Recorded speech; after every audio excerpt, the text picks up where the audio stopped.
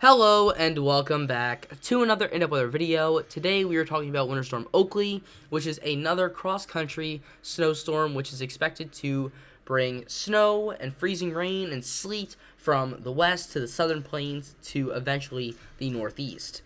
Now, at a glance, starting off on our Weather Channel page, Winter Storm Oaklee will bring snow to the mountain west through Wednesday. It will track into the southern plains and Midwest with snow and damaging ice by midweek, and it will finish up its journey by delivering snow and ice to the northeast late week.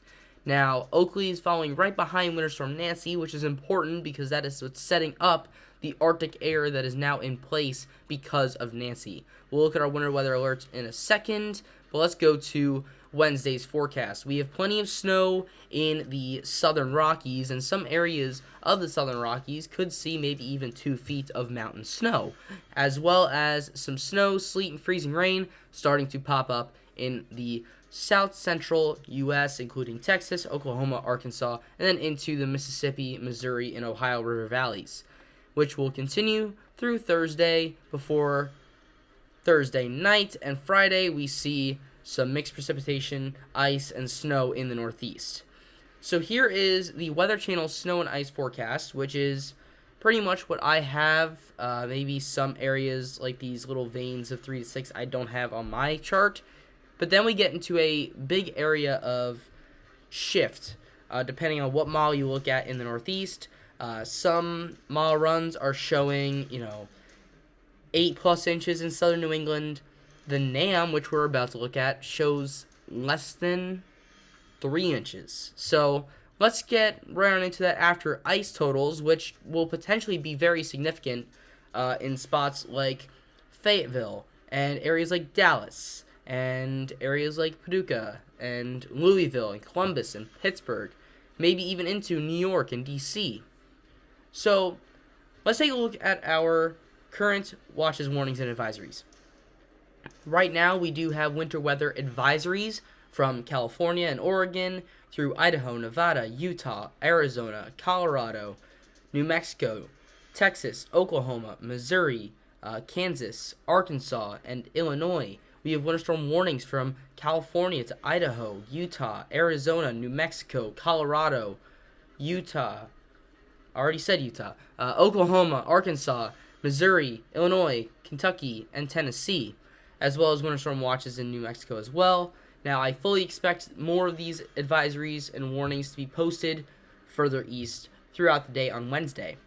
Now, in terms of the NAM's version of the storm system, we see plenty of snow in the west, including some extra snowpack in California, Nevada, Utah, Colorado, eventually drifting into Arizona and New Mexico as the low pressure here starts to pull up some Gulf moisture. We see very heavy sleet in areas such as Oklahoma, Arkansas, and Missouri.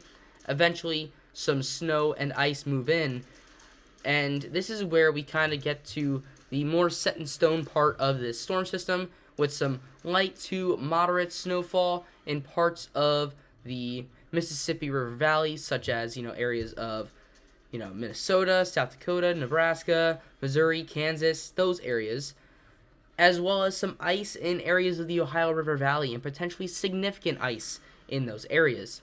The real factor of this storm that's going to be very important to time out is the switch from snow to wintry precipitation in areas such as Philadelphia, New York, maybe even Boston, because these areas could see either close to a half a foot to a foot of snow or almost nothing, depending on when that switch actually happens. And that is why this area here is in my area of greatest uncertainty. So if you live in the Northeast, I will be making a Northeast final predictions video later this week, most likely Thursday.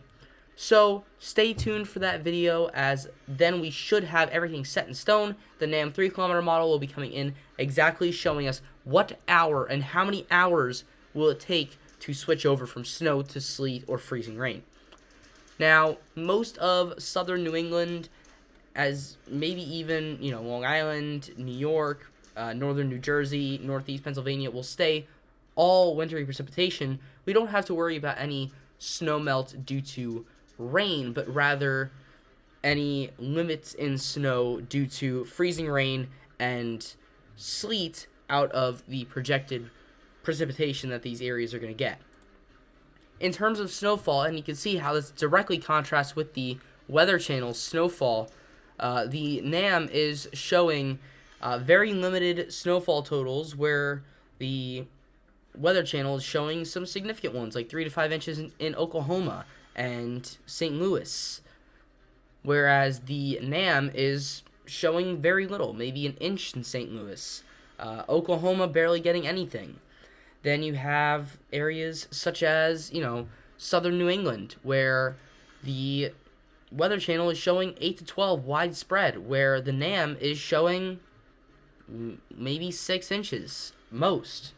So that is why this storm is going to be very significant, and I would put more trust in the NAM right now for the Southern Plains, as I do think that we will be seeing more of a sleet and ice event there rather than a snow event. But of course that could change. Either of these outcomes between the NAM and the Weather Channel could be correct. That is just how this storm system is going to go, and just the time frame between a switchover is going to make huge differences in snowfall totals.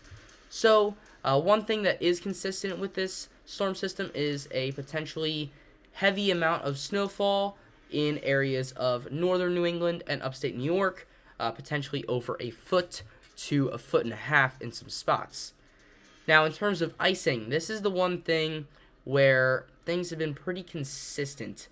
We are expecting plenty of ice all the way back into areas like central Texas, through areas like Oklahoma, Arkansas, Missouri, Tennessee, Kentucky, Illinois, Indiana, Ohio, West Virginia, Pennsylvania, New York, Virginia, D.C., Maryland, Delaware, New Jersey, and then even into southern New England, where that area that's the Weather Channel really doesn't have much for, that has that low risk. The NAM has potentially a quarter of an inch of ice, and that is where that time frame of switchover comes into play.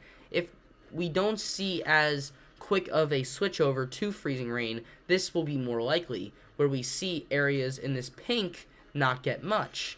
But there is that chance there, because if that switchover does happen earlier, we could see areas getting over a quarter of an inch of ice. In terms of overall precipitation, we do have a flood threat with this as well in areas such as northern Alabama, northern Mississippi, northern Georgia, much of Tennessee, Kentucky, maybe even parts of Virginia, West Virginia, and North Carolina, getting some significant rainfall from this storm system as well. Now, the other area that's going to be getting significant precipitation is the Northeast, and that is why we could see these heavy amounts of either snow or freezing rain or even sleet, which I do not have a graphic from the NAM for, but is potentially going to be significant with this storm system. So that is just one thing that we do have to look out for, potentially over 2 inches of precipitation in the Northeast. And if that does come as snow, we could see that wet, heavy snow in the Northeast, especially in the areas that don't get as much snowfall. So let's switch things over. Let me get to my graphic for this storm.